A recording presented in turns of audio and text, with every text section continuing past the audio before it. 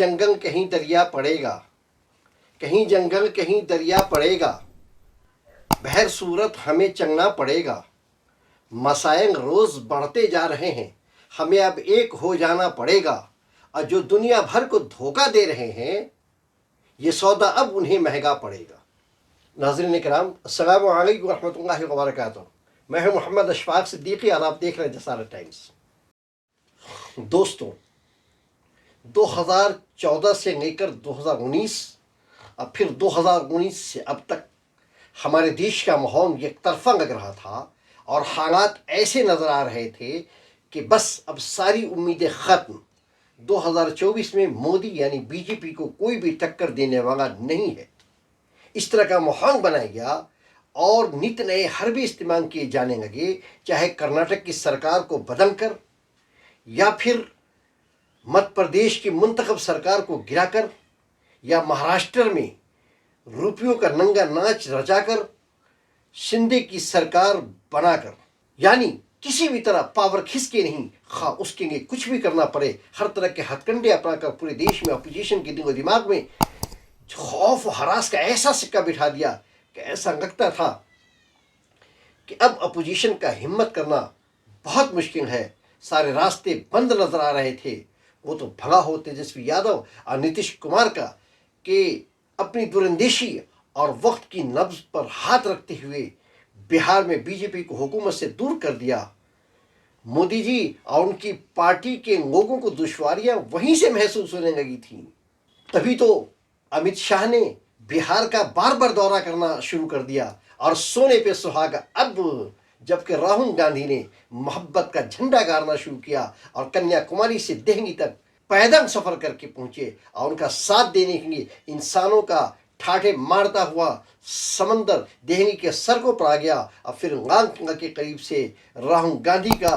परसों याद रखा जाने वाला वो बयान, जिस आबोताब और शानदार अंदाज में दिया, और उससे भी बढ़कर अटल बिहारी वाजपेयी जी की समाधि पे जाना, ये सब कुछ एक ही साथ हो गया कि मोदी जी और उनके इर्द गिर्द रहने वालों को दिन में ही तारे नजर आने लगे। हाँ दोस्तों, राहुल गांधी ने कन्याकुमारी से कश्मीर तक का भारत जोड़ो पद यात्रा निकाल कर और 109 दिनों तक गर्मी बरसात जाड़ा झेल कर अब पूरा का पूरा पासा ही पलट दिया है। सिर्फ बीजेपी का ही नहीं, बल्कि ऐसे लोग जो कांग्रेस के बगैर तीसरे फ्रंट की बात कर रहे थे, तीसरे फ्रंट का ख्वाब देख रहे थे, उन सब का भी पासा पलट दिया और अब तो उनकी जबान भी बदल गई है। खैर, इस पे तो गुफ्तगू इंशाअल्लाह किसी और वक्त में होगी। अभी तो सिर्फ और सिर्फ ये कहना है कि अब देश में उम्मीद की किरण ही नहीं बल्कि पूरी रोशनी फैल चुकी है, ऐसा हर खास आम का कहना है। अब भरोसे का सूरज तुलू हो चुका है, जिसे दुनिया राहुल गांधी के नाम से जानती है। भारत की सियासत में एक अरसा से रोल मॉडल की जरूरत थी, जो अब राहुल गांधी की शक्ल में भारत देश को मिल गया है। नाजरीन, अक्सर मैं शेर पढ़ा करता हूँ, नक्शों को तुम न जांचो, लोगों से मिलकर देखो, क्या चीज़ जी रही है, क्या चीज़ मर रही है। वाकई इस शेर को राहुल गांधी ने अपनी जिंदगी में अमली तौर पर उतार कर दिखा दिया और सड़कों के रास्ते आम जनता के दिलों तक पहुँचने, उनके दर्द को करीब से समझने, उनके असल मसाइल को जानने के लिए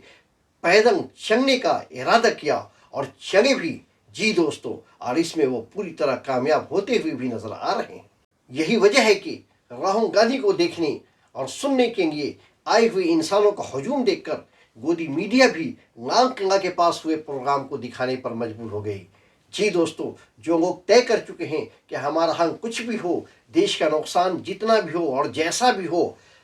हम तो बस मोदी मोदी करेंगे, उनको आप माजूर, मजबूर और अक्ल से पैदल समझकर छोड़ दें। बाकी वो लोग जो अपने मादरे वतन हिंदुस्तान में अमन शांति, भाईचारा, मोहब्बत, प्यार और देश की तरक्की चाहते हैं, वो हर एक फर्द इस वक्त राहुल गांधी के साथ खड़ा हुआ है, उनके ख्यालात को पुरजोर सराह रहा है और ऐसा ही करना भी चाहिए, क्योंकि राहुल गांधी पार्टी की सियासत नहीं बल्कि पार्टी से ऊपर उठकर झूठ का पर्दाफाश कर रहे हैं। खाहो चीन के बारे में मोदी जी का दिया गया बयान हो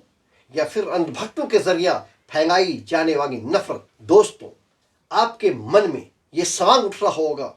कि मैं राहुल गांधी کے اوپر قصیدہ کہہ رہا ہوں یا ان کی چاپلوسی کرنے کے لیے آپ کی خدمت میں آ گیا ہوں، نہیں، ایسا ہرگز نہیں، بلکہ وقت رہتے ہوئے اپنا فرض سمجھ کر آپ کے روبرو سچائی کو پیش کر رہا ہوں۔ میں جو باتیں کہہ رہا ہوں وہ کوئی بھی انصاف پسند اور اپنے بھارت دیش سے محبت کرنے والا ٹھنڈے دل و دماغ سے غور و فکر کر سکتا ہے کہ کیا راہل گاندھی کی زبان اور دل دونوں میں کوئی فرق ہے؟ جی نہیں، جواب ملے گا، ایک ہی جواب ہے اس کا، وہ یہ ہے کہ راہل گاندھی کی زبان اور دل دونوں ایک ہے، جو کرتے ہیں وہی کہتے ہیں اور جو کہتے ہیں وہی کرتے ہیں۔ یہ باتیں میں اس لیے کہہ رہا ہوں کہ صرف پیسہ اور پاور کے ارد گرد اکثر سیاسی رہنماؤں کو گھومتے دیکھا جا سکتا ہے۔ لوگ یہاں پاور پانے کے لیے کسی بھی حد تک گر جاتے ہیں، کچھ بھی کرنے کو تیار ہو جاتے ہیں، پیسہ کمانے کے لیے سیاست کو ہتھیار بنا لیتے ہیں، صرف پیسہ پیسہ، پاور پاور۔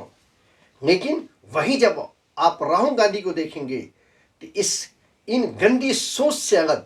بالکل سیدھی سچی بات کرنے والا ایک انسان دکھتا ہے، جو صرف اور صرف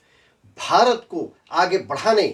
اور اس میں بسنے والے کروڑوں جنتا کی بھلائی کی بات کرتے ہوئے نظر آتے ہیں۔ تبھی تو کسی شاعر نے کہا ہے، دیا خاموش ہے، دیا خاموش ہے لیکن کسی کا دل تو جنگتا ہے، دیا خاموش ہے لیکن کسی کا دل تو جنگتا ہے، چنگے آؤ جہاں تک روشنی معلوم ہوتی ہے۔ اب وقت آ گیا ہے کہ راہل گاندھی کی فکر کو طاقت دے اور ان کا ساتھ دے۔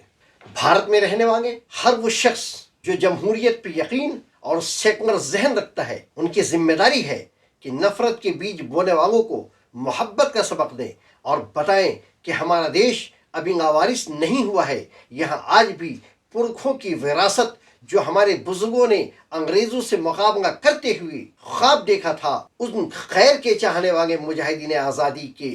خواب کو چکنا چور ہونے سے بچانے والے نوجوان اور ان نوجوانوں کی سرپرستی کرنے والے ہمارے بزرگ رہنما موجود ہیں، اور عنقریب آنے والے وقت میں دنیا دیکھے گی کہ کیسے مہاتما گاندھی جی، جواہر لال نہرو، مولانا ابوالکلام آزاد، محمد علی جوہر، چندر شیکھر آزاد، اشفاق اللہ خان، سبھاش چندر بوس، بھگت سنگھ اور ان جیسے لاکھوں آزادی کے متوالوں نے جو خواب دیکھا تھا، اس خواب کو چکنا چور ہونے سے بچایا۔